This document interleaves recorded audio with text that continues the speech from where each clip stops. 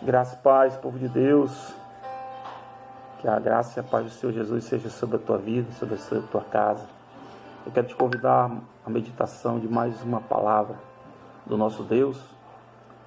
Está aqui relatado no capítulo 27 do livro de Mateus, versículo 31 em diante.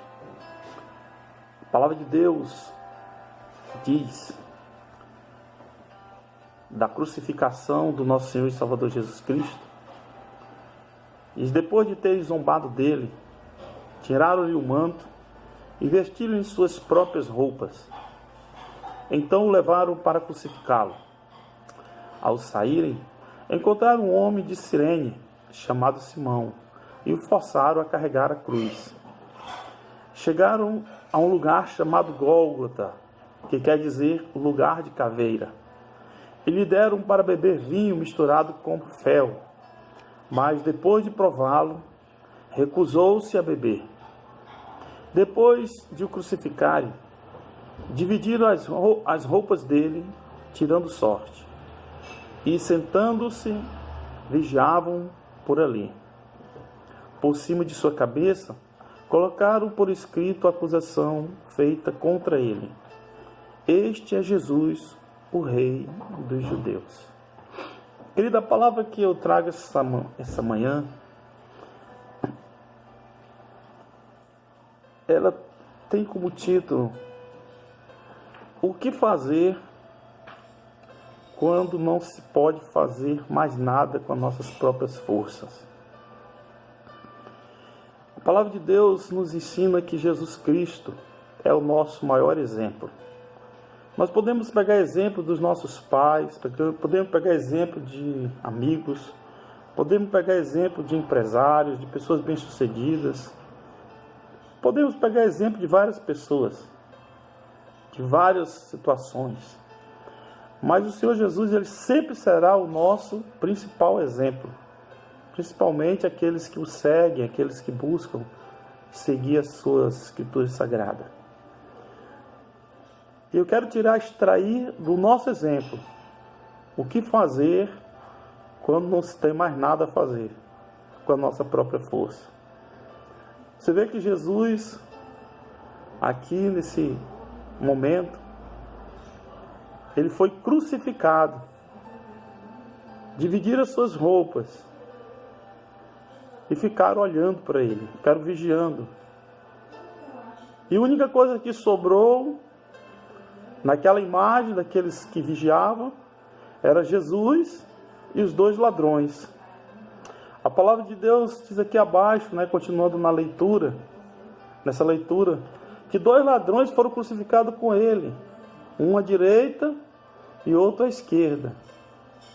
E Jesus ali calado, tido como uma maldição, um maldito, porque era o pagamento da crucificação. E aí Jesus, ele estava em situação que ele simplesmente ficou calado, em silêncio. O que fazer quando nós não podemos fazer mais nada? Em Cristo, restou a ele o silêncio. Ah, pastor, mas eu não posso ficar em silêncio dentro da situação, das circunstâncias que eu estou vivendo.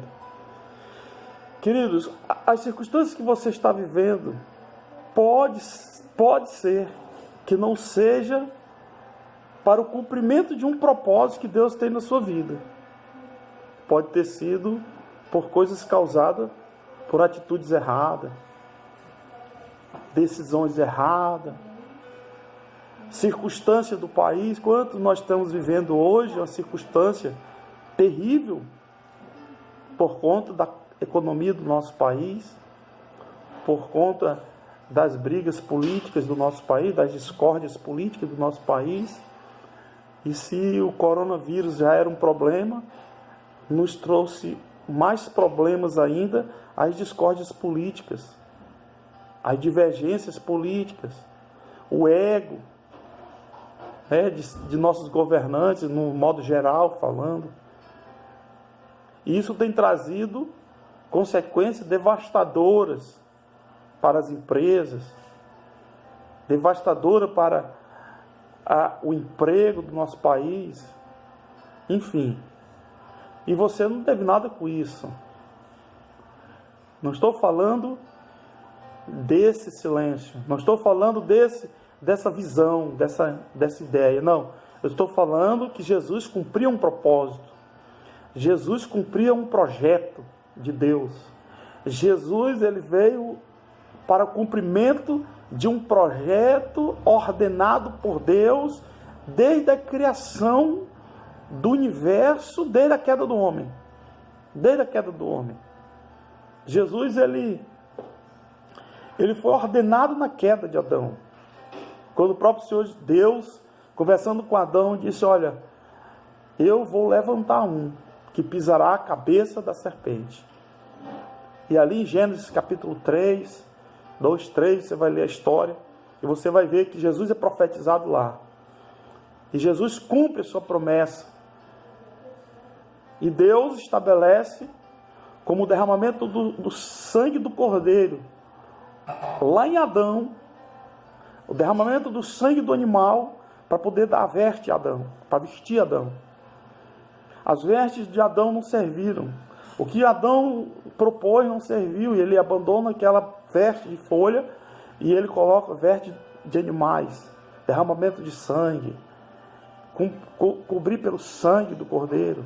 E ali vem toda a história judaica, pelo sacrifício, né, da circuncisão, do corte do crepúsculo. E ali vem até chegar Jesus, e Deus não ia mudar a regra, porque era seu filho, não. Deus cumpre todas as regras em Cristo Jesus, oferecendo Jesus como sacrifício vivo para a remissão do pecado de toda a humanidade, de todo aquele que crê, e todo aquele que busca, e aquele que se coloca, né, em crer no sacrifício do Senhor Jesus. E aí Jesus está aqui cumprindo um propósito. E eu quero falar para essas pessoas que um dia receberam um chamado de Deus, um dia receberam um comando de Deus, um dia receberam uma visita pela palavra, uma visita pela profecia, uma visita pelas línguas faladas pelo Espírito de Deus, seja por sonho, seja por interpretação da palavra, seja pela revelação, o rema da palavra, seja a forma que você recebeu de Deus, uma orientação de um chamado. E você foi chamado por Deus para pastorear, você foi chamado por Deus para ser evangelista, para ser mestre, para ser apóstolo, para ser pastor. Você recebeu um chamado de Deus para fazer algo na sua obra. E hoje você percebe as lutas e as dificuldades e as batalhas, as guerras que tem que se enfrentar. Tem que se posicionar, tem que se colocar na linha de frente para se cumprir esse propósito, para se cumprir esse chamado, para não abrir mão do arado que Deus colocou em nossas mãos, em suas mãos, em minhas mãos, em nossas mãos. E muitas vezes a melhor resposta é o silêncio. Muitas vezes a melhor resposta é o silêncio aos ouvidos do homem e o clamor aos ouvidos do nosso Deus. Foi exatamente isso que o Senhor Jesus se manifestou dessa forma. A palavra de Deus diz que ele ficou calado. E os ladrões xingavam, os ladrões falavam coisas, e todo mundo questionava, salvou os outros, mas não é capaz de salvar a si mesmo. E é o rei de Israel. Desça agora da cruz e cremos. Eles diziam. Ele confiou em Deus, que Deus o salve agora. Se ele tem compaixão, pois disse, sou filho de Deus. Questionava Jesus. Igualmente insultava os ladrões. né, gritavam. Mas teve um ladrão que foi sábio. Disse: olhe, você que xinga este homem, ele falava para o outro ladrão: nós temos muito a nos acusar, mas ele nada tem. Ele vira para Jesus e diz: Senhor, quando tu entrares no teu reino, lembra-te de mim. E Jesus hoje mesmo estarás comigo no paraíso.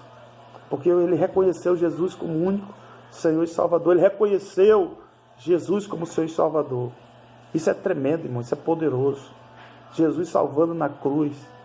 Jesus abriu a sua boca para salvar. Jesus abriu a sua boca para libertar. Jesus abriu a sua boca para curar, para transformar pessoas. Mesmo na agonia, mesmo nas densas agonias, ele abriu a sua boca para salvar uma pessoa. E esse é o meu papel, esse é o nosso papel, esse é o seu papel. Quantas pessoas nós temos estendido as mãos no meio das agonias, no meio das dificuldades, no meio das batalhas?